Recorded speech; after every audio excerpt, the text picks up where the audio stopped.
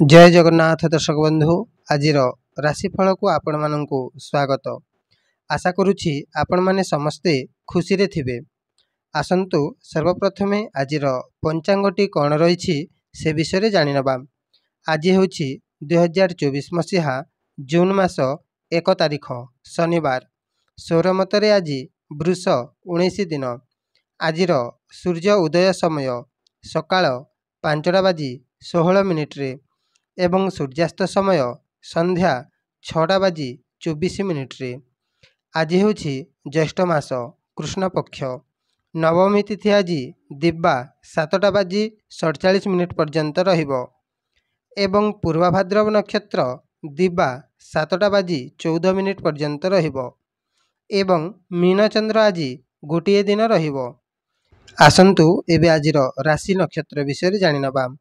आज होछि वृष सिंह एवं कन्या राशिर घात बार एवं धनु राशिर घात चंद्र अटे। आज दिब्बा 7:14 रु रेवती अश्विनी कृतिका मृगशिरा पुनर्वसु अश्लेषा मघा उत्तरा फाल्गुनी चित्रा विशाखा ज्येष्ठा मूला उत्तराषाढ़ा धनिष्ठा पूर्वभाद्रव एही नक्षत्र मानकर ताराशुद्धि रहिबो एवं आजिर अशुभ समय कालबेला प्रातरु 6:51 पर्यंत रहिबो एवं अपराह्न 4:46 रु 6:21 पर्यंत रहिबो एवं 12 बेला दिब्बा 1:33 रु 3:11 पर्यंत रहिबो। आसंतु एबे आजिर शुभ समय विषय जानि नबा। आजिर अमृत बेला समय दिब्बा 3:57 रु 4:45 पर्यंत रहिबो एवं महेंद्र बेला दिब्बा 9:19 रु 11:43 पर्यंत रहिबो। एणु आपण माने एही शुभ समय रे जे कोनोसी शुभ कार्य करि पारिबे। एबे आसंतु आजिर राशिफल विषय जानि नबा। दर्शक बंधु ता पूर्वरु मोर गोटाए छोट अनुरोधटी रखिबे।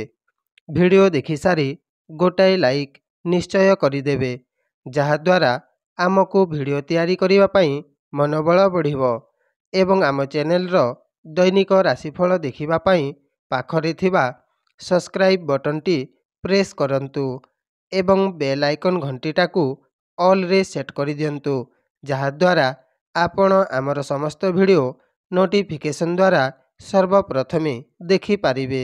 धन्यवाद। भगवान आपणंकु सबुबेले खुशी रे रखि थांतु।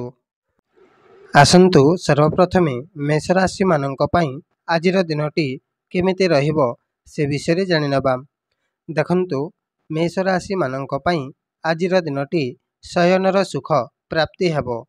आज आपण घर को लेट रे आसी पारंती।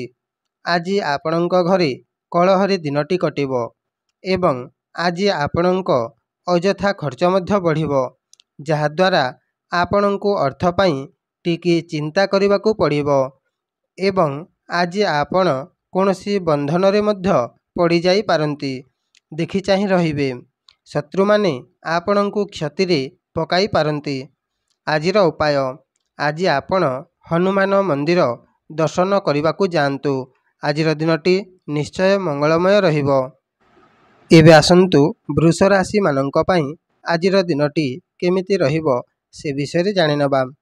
देखंतु वृष राशि मानंक पई आजिर दिनटी कोनोसी शुभ कार्य करिबा पई एक भल दिनटी एवं आज आपण कोनोसी मूल्यवान जिनिस मध्य क्रय करि पारंती एवं आज आपणंकु केही साक्षात मध्य करिवे जहाद्वारा आपण आज खुशी अनुभव करिवे एवं आज आपणंक भाग्य मध्य साथ देबो। तेणु आज आपणंकु कोनोसी धन मिली पारे किंबा धन आगमनर रास्ता मध्य खोजी पारंती।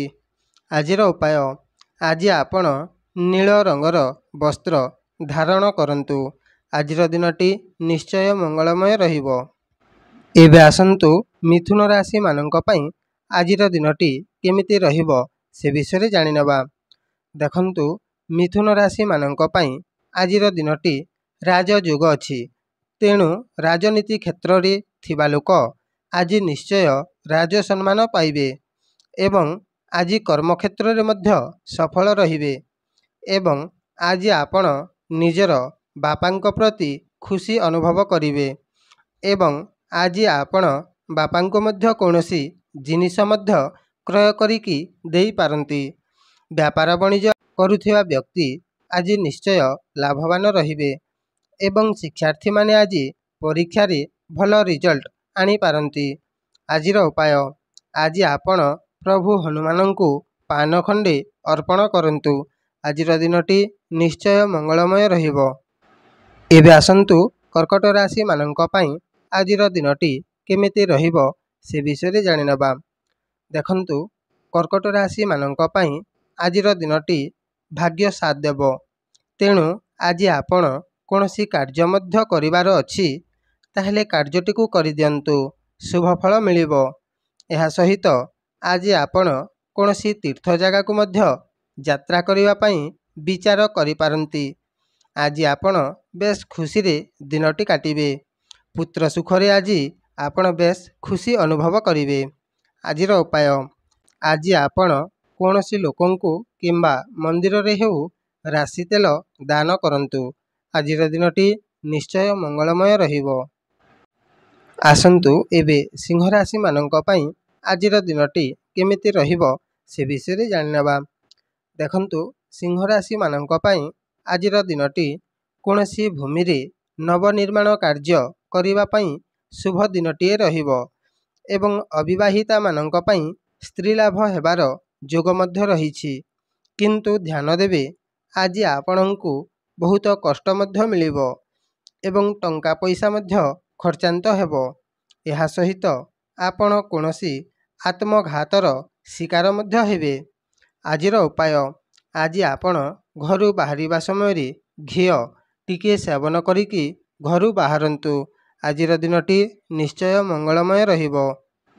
ଏବେ ଆସନ୍ତୁ କନ୍ୟା ରାଶିମାନଙ୍କ ପାଇଁ ଆଜିର ଦିନଟି କେମିତି ରହିବ ସେ ବିଷୟରେ ଜାଣିନେବା।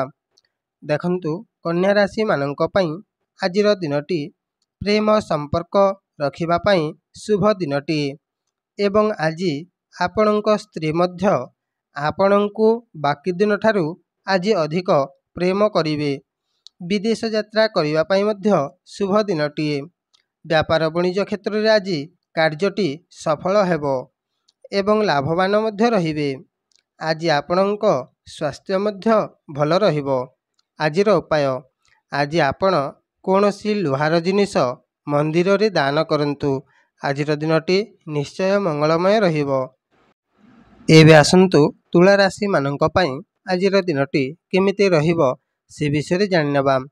ଦେଖନ୍ତୁ, ତୁଳା ରାଶିମାନଙ୍କ ପାଇଁ ଆଜିର ଦିନଟି ବନ୍ଧୁବର୍ଗଙ୍କ ପାଇଁ ବହୁତ ଖୁସି ହେବେ। ଆଜି ଆପଣଙ୍କୁ କେହି ଧୋକା ଦେବାକୁ ଚାହିଁଲେ ମଧ୍ୟ ଧୋକା ଦେଇପାରିବେ ନାହିଁ। ଯଦି କୌଣସି ଅଟକିଥିବା କାର୍ଯ୍ୟଟିକୁ କରିବାକୁ ଚାହାନ୍ତି, ତାହେଲେ ଆଜି ଆପଣ ନିଶ୍ଚିନ୍ତରେ କାର୍ଯ୍ୟଟିକୁ କରିନେବେ। କିନ୍ତୁ ଆଜି ଆପଣ କୌଣସି ଖରାପ କାମ କରନ୍ତୁ ନାହିଁ, ଯାହାଦ୍ୱାରା ଆପଣ ଆଜି ଲୋକହସା ମଧ୍ୟ ହୋଇପାରନ୍ତି ଏବଂ ଶରୀର ମଧ୍ୟ କ୍ଷତ ହୋଇପାରେ। ଆଜିର ଉପାୟ, ଆଜି ଆପଣ ପ୍ରଭୁ ହନୁମାନଙ୍କୁ ଦର୍ଶନ କରନ୍ତୁ। ଆଜିର ଦିନଟି ନିଶ୍ଚୟ ମଙ୍ଗଳମୟ ରହିବ। ଏବେ ଆସନ୍ତୁ ବିଛା ରାଶିମାନଙ୍କ ପାଇଁ ଆଜିର ଦିନଟି କେମିତି ରହିବ ସେ ବିଷୟରେ ଜାଣିନେବା। ଦେଖନ୍ତୁ, ବିଛା ରାଶିମାନଙ୍କ ପାଇଁ ଆଜିର ଦିନଟି ବିଦ୍ୟା ପ୍ରାପ୍ତି କରିବା ପାଇଁ ବହୁତ ଭଲ ଦିନଟିଏ। ଆଜି ଆପଣଙ୍କ ସ୍ମରଣ ଶକ୍ତି ମନେ ରଖିବା ପାଇଁ ବହୁତ ଲାଭପ୍ରଦ ହେବ ଏବଂ ଯଦି କୌଣସି ସ୍ତ୍ରୀ ଲୋକ ଗର୍ଭ ଧାରଣ କରିବା ପାଇଁ ଇଚ୍ଛୁକ, ତାହେଲେ ଆଜି ଗର୍ଭ ଧାରଣ କରିବା ପାଇଁ କୌଣସି ଭଲ ସୂଚନା ମଧ୍ୟ ମିଳିବ ଏବଂ ଆଜି ଆପଣ କୌଣସି ମାଙ୍ଗଳିକ କାର୍ଯ୍ୟରେ ଯୋଗଦାନ ମଧ୍ୟ ଦେଇପାରନ୍ତି। କିନ୍ତୁ ଧ୍ୟାନ ରଖିବେ, ଆଜି ଆପଣଙ୍କୁ ଅର୍ଥ ଚିନ୍ତା ଲାଗି ରହିବ, ତେଣୁ କୌଣସି ଚିନ୍ତା କରନ୍ତୁ ନାହିଁ।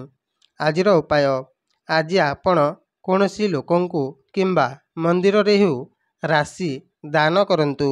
ଆଜିର ଦିନଟି ନିଶ୍ଚୟ ମଙ୍ଗଳମୟ ରହିବ। ଏବେ ଆସନ୍ତୁ ଧନୁ ରାଶିମାନଙ୍କ ପାଇଁ ଆଜିର ଦିନଟି କେମିତି ରହିବ ସେ ବିଷୟରେ ଜାଣିନେବା।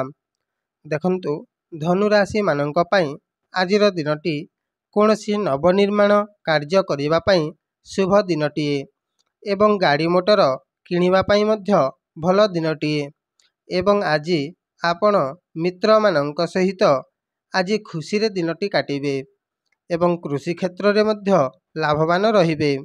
କିନ୍ତୁ ଆଜି କୌଣସି ଖରାପ କାମ କରନ୍ତୁ ନାହିଁ, ଯାହାଦ୍ୱାରା ଆପଣ ଲୋକହସାର ପାତ୍ର ହେବେ ଏବଂ ଶରୀର ମଧ୍ୟ କ୍ଷତ ହୋଇପାରେ।